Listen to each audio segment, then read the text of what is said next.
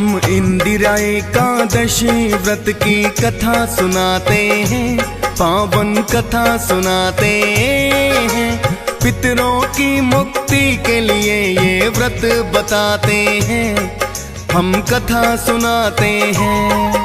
हम इंदिरा एकादशी व्रत की कथा सुनाते हैं, पावन कथा सुनाते हैं।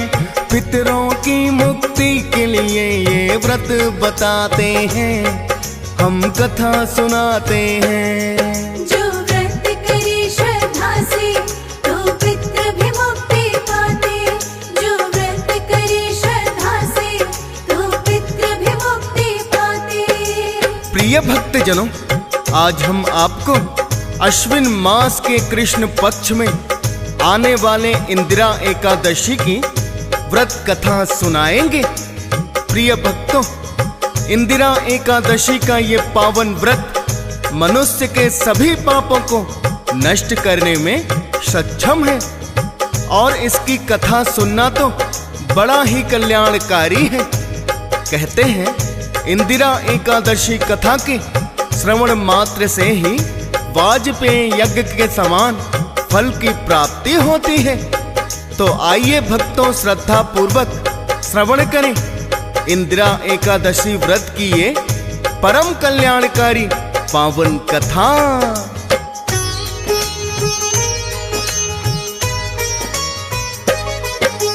कथा बड़ी प्राचीन है भक्तों, ये द्वापर युग की, श्री कृष्ण के मुख से जो कि युधिष्ठिर ने है सुनी।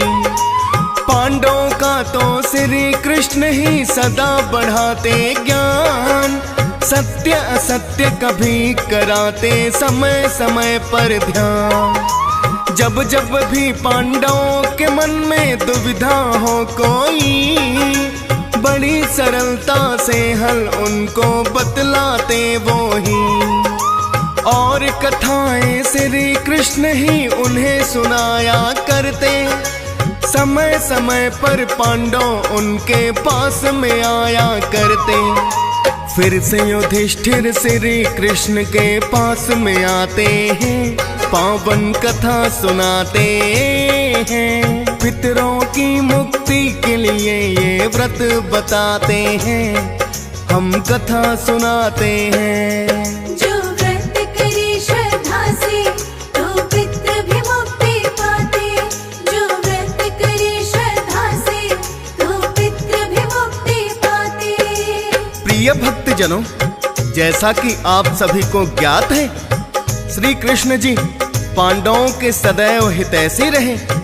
समय समय पर वो उनका मार्गदर्शन करते थे और अनेकों ज्ञानवर्धक कथाएं भी सुनाते थे। प्रायः सभी एकादशियों की कथाएं भी पांडवों को श्री कृष्ण ने ही सुनाई थी। जब अश्विन मास प्रारंभ हुआ तो युधिष्ठिर श्री कृष्ण के पास आकर कहने लगे कि हे कृष्ण, भादो मास के शुक्ल पक्ष की पद्मा एकादशी व्रत कथा को मैंने आपके श्री मुख से श्रद्धा पूर्वक सुना और माता कुंती व द्रौपदी सहित हमने व्रत भी किया। अब अश्विन मास प्रारंभ हो गया है, अतः आप मुझे अश्विन मास में आने वाली एकादशी व्रत कथा और महात्म सुनाए।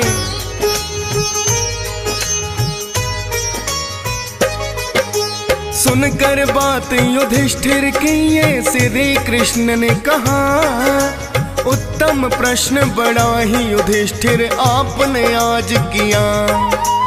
अश्विन मास के कृष्ण पक्ष में एकादशी जो आए, इंदिरा एकादशी नाम से वो तो बोली जाए। उत्तम व्रत बड़ा ही इंदिरा एकादशी का है, पितरों को भी मोक्ष प्रदान ये व्रत कर सकता है और सभी पापों को नष्ट करने में सक्षम है। इंदिरा एकादशी व्रत तो ऐसा उत्तम है, जीवन में सब सुख और अंत में मोक्ष को पाते हैं।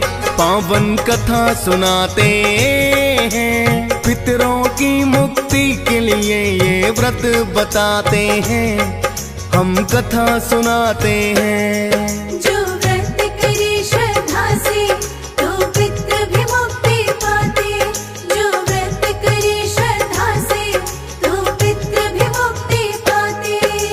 प्रिय भक्तजनों, श्री कृष्ण ने युधिष्ठिर से कहा कि हे युधिष्ठिर, अश्विन मास के कृष्ण पक्ष की एकादशी को इंदिरा एकादशी कहते हैं। ये व्रत पितरों को मोक्ष दिलाने में सक्षम है। इस व्रत में दशमी के दिन ही किसी पवित्र नदी में स्नान करके पितरों का पिंडदान करना चाहिए। वह एकादशी के दिन निराहार रहकर व्रत रखते हुए श्री हरि विष्णु का पूजन करना चाहिए। एवं रात्रि में हरि जागरण करना चाहिए। प्रातः काल बंधु बांधवों सहित ब्राह्मणों को भोजन करवाकर उचित दान दक्षिणा देकर ही व्रत का पारण करना चाहिए। इंदिरा एकादशी व्रत की कथा राजा इंद्रसेन से जुड़ी हुई है, इसलिए इस एकादशी को इंदिरा एकादशी कहते हैं। अब पूरी कथा ध्यान पूर्वक श्रवण करो।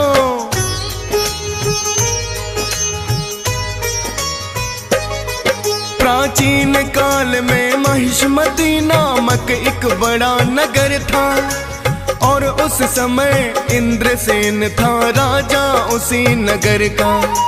दानी दयालु और धर्मात्मा उसमें सारे ही गुण हैं। वेद शास्त्रों में रुचि रखता, युद्ध विद्या में निपुण है।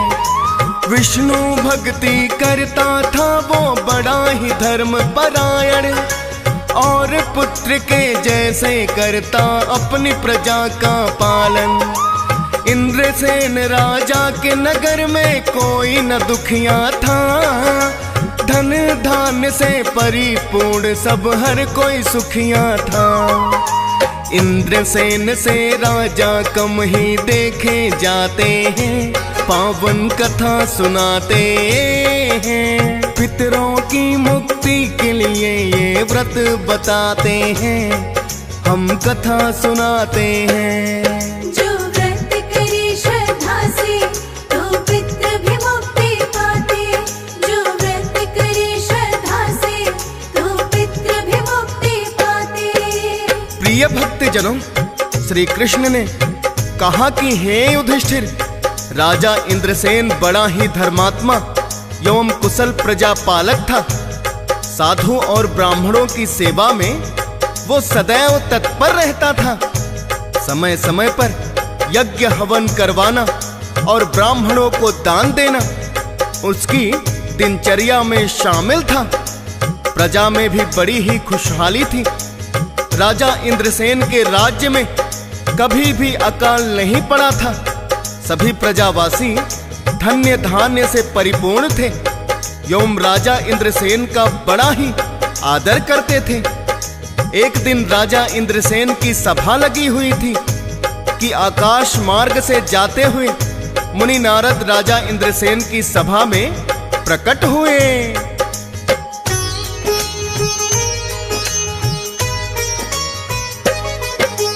मुनि नारद को इंद्रसेन ने सभा में जो देखा है, हाथ जोड़कर मुनि नारद का अभिवादन किया है और छोड़ दिया उनके लिए तो अपना सिंहासन।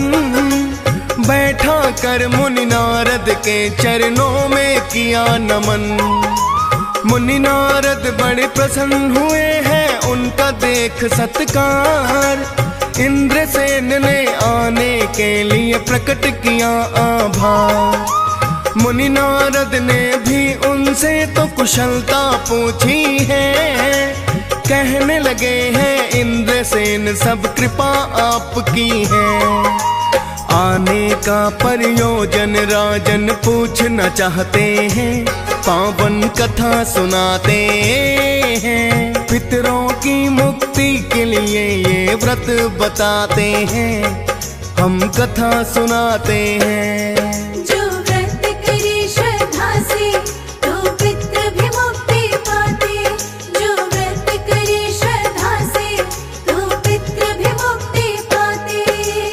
प्रिय भक्त जनों, श्री कृष्ण ने कहा कि हे युधिष्ठिर, राजा इंद्रसेन ने मुनि नारद का बड़ा आदर सत्कार किया और उन्हें अपने सिंहासन पर बैठाया।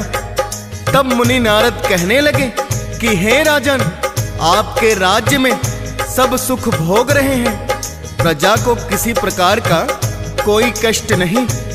आपकी उदारता को देखकर मैं अति प्रसन्न हूँ।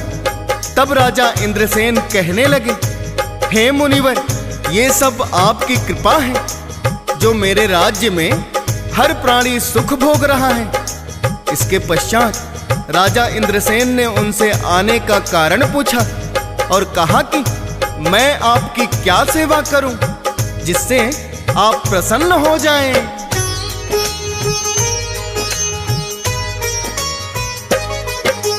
इतना सुन मुनि नारद ने ये इंद्रसेन से कहा, मेरा काम है 3 लोक में विचरण करने का। इसी क्रम में आपके राज्य में मैं चला आया हूँ और एक संदेश भी आपके लिए मैं लाया हूँ। एक बार जब विचरण करने मैं यमलोक गया, वहाँ आपके पिता श्री को भी मैंने देखा। आपके जैसे पिता आपके बड़े धर्मात्मा थे, ना जाने किस कारण फिर यमलोक वो पहुँच गए। पूछने पर वो मुझको कारण भी बतलाते हैं, पावन कथा सुनाते हैं। पितरों की मुक्ति के लिए ये व्रत बताते हैं, हम कथा सुनाते हैं। जो व्रत करे श्रद्धा से तो पितृ भी मुक्ति पाते। जो व्रत करे श्रद्धा से तो पितृ भी मुक्ति पाते।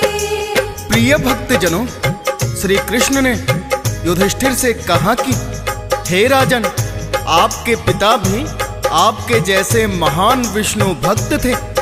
उन्हें यमलोक में देखकर मुझे बड़ा ही आश्चर्य हुआ, तो मैंने उनसे यमलोक में आने का कारण पूछ लिया। तब उन्होंने बताया कि मैंने दान, पुण्य, यज्ञ, हवन आदि सभी किए, किंतु कभी एकादशी व्रत नहीं किए, जिसके कारण मुझे यमलोक के दुख भोगने पड़ रहे हैं। हे मुनिवर, आप तो 3 लोकों में विचरण करते हो, अतः आप मेरे पुत्र इंद्रसेन से कहना कि वो इंदिरा एकादशी का व्रत करें और उसका फल मुझे प्रदान कर दें।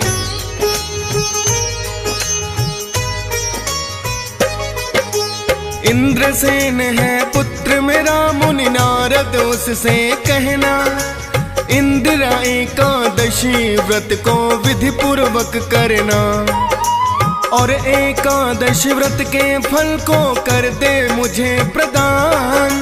तब यमलोक की कष्टों से ही मुझको मिले निदान। आपके पिता ने ये संदेशा राजन मुझे दिया है, आपके व्रत करने से मोक्ष उनको अब मिल सकता है। इंद्रसेन ने मुनि नारद का प्रकट किया आभार, बोले इंदिरा एकादशी व्रत करूंगा मैं हर बार। मुनि नारद तो प्रस्थान फिर कर ही जाते हैं, पावन कथा सुनाते हैं। पितरों की मुक्ति के लिए ये व्रत बताते हैं, हम कथा सुनाते हैं। जो व्रत करे श्रद्धा से तो पितृ भी मुक्ति पाते। जो व्रत करे श्रद्धा से तो पितृ भी मुक्ति पाते। प्रिय भक्त जनों, श्री कृष्ण ने युधिष्ठिर से कहा कि यमलोक में दुख भोग रहे इंद्रसेन के पिता ने अपने पुत्र इंद्रसेन के लिए मुनि नारद द्वारा संदेश भेज दिया कि वो इंदिरा एकादशी व्रत करके उसका फल मुझे प्रदान कर दें। मुनि नारद की यह बात सुनकर राजा इंद्रसेन कहने लगे कि हे मुनिवर, कृपा करके मुझे इंदिरा एकादशी व्रत का विधान बताएं, जिससे मेरे पिता को स्वर्गलोक प्राप्त हो। नारद जी ने कहा, इस व्रत के लिए तुम 10वीं के दिन प्रातः जल्दी उठकर स्नान आदि से मुक्त होकर किसी नदी पर अपने पिता के नाम का श्राद्ध करना और रात्रि को पृथ्वी पर ही शयन करना। इसके पश्चात एकादशी के दिन प्रातः काल जल्दी उठकर सूर्य भगवान को जल अर्पित करके धूप दीप पुष्पादि से भगवान विष्णु की पूजा करना और संकल्प लेना कि आज मैं पूरे दिन निराहार रहूंगा। उस दिन सभी भोगों का त्याग करना और रात को हरि जागरण करना। तत्पश्चात द्वादशी के दिन प्रातः स्नान आदि करके ब्राह्मणों को भोजन करवाकर दान दक्षिणा देना। इसके पश्चात व्रत का पारण करके उसका फल अपने पिताश्री को दे देना। इतना कहकर नारद जी प्रस्थान कर गए।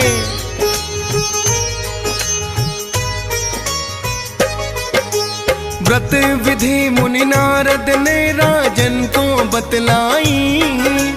इंदिरा एकादशी युधिष्ठिर फिर जब है आई।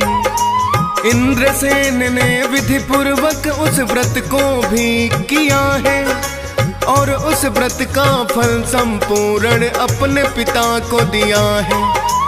इंदिरा एकादशी व्रत फल में है इतनी शक्ति, इंद्रसेन के पिता को मिल गई है यमलोक से मुक्ति। और गरुड़ वाहन पे बैठ वो विष्णु लोक में आए। जन्म मरण के बंधन से वो तो मुक्ति पा जाए। जहाँ से जाकर प्राणी फिर नहीं वापस आते हैं, पावन कथा सुनाते हैं। पितरों की मुक्ति के लिए ये व्रत बताते हैं, हम कथा सुनाते हैं। जो व्रत करे श्रद्धा से तो पितृ भी मुक्ति पाते। जो व्रत करे श्रद्धा से तो पितृ भी मुक्ति पाते। प्रिय भक्तजनों, श्री कृष्ण ने युधिष्ठिर को कहा कि हे युधिष्ठिर, राजा इंद्रसेन के एकादशी व्रत का फल प्राप्त करके यमलोक में बैठे उसके पिता भी वैकुंठ धाम को चले गए। ऐसा कल्याणकारी है इंदिरा एकादशी का व्रत। इसके पश्चात राजा इंद्रसेन ने निश्चय किया कि वो सभी एकादशियों के व्रत विधि पूर्वक करेंगे। इसके पश्चात राजा इंद्रसेन ने अपनी रानी और पुत्र पौत्रों सहित एकादशी व्रत करने शुरू कर दिए, जिसके प्रभाव से निष्कंटक राज्य करके अंत में अपने पुत्र को सिंहासन पर बैठाकर राजा इंद्रसेन भी वैकुंठ को गए।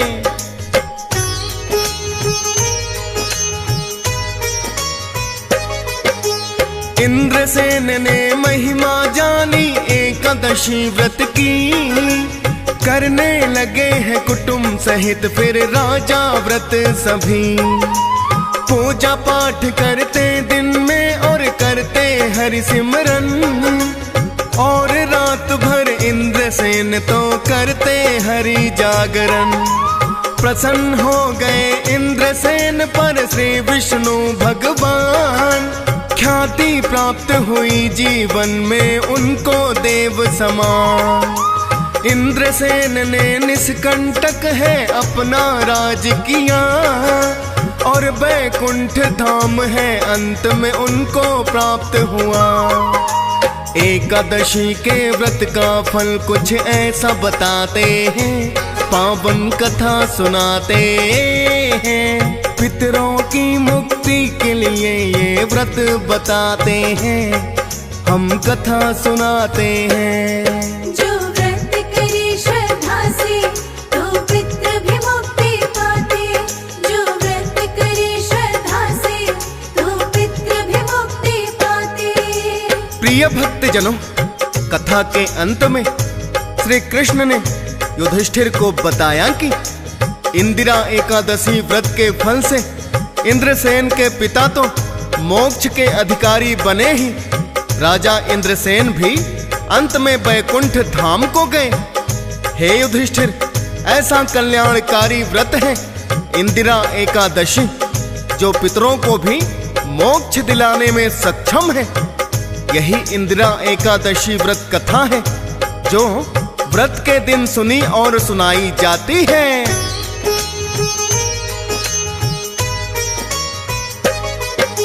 सुनकर कथा युधिष्ठिर ने श्री कृष्ण से यही कहा है, ऐसा पावन व्रत जो इंदिरा एकादशी का है।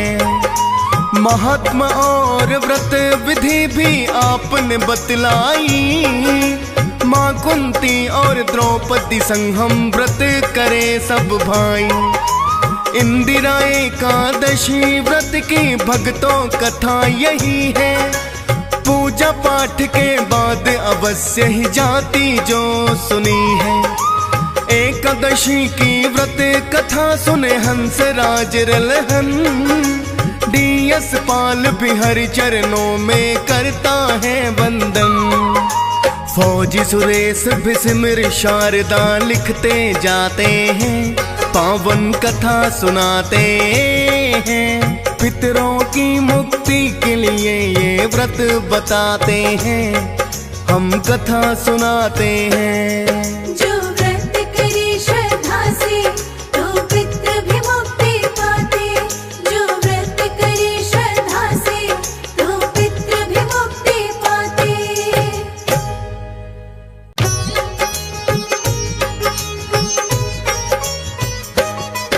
हम इंदिरा एकादशी व्रत की कथा सुनाते हैं, पावन कथा सुनाते हैं।